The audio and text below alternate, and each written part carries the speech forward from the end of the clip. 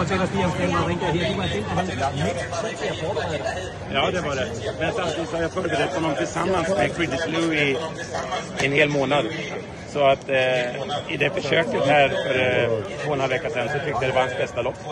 Och när jag kom ut i värmningen idag kände jag att han är ännu bättre.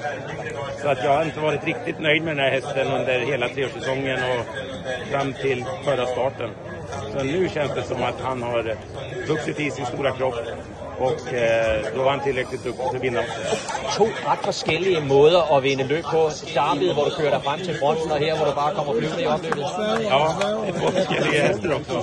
Så att, jag fick fint löp med Stan också tycker jag. Jag fick gå ut för tredje sista 700, men någonstans måste man ju arbeta om man vill vinna.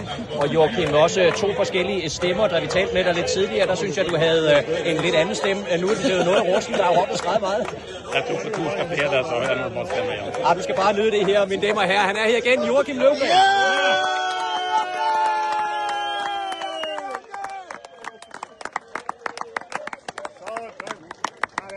En halv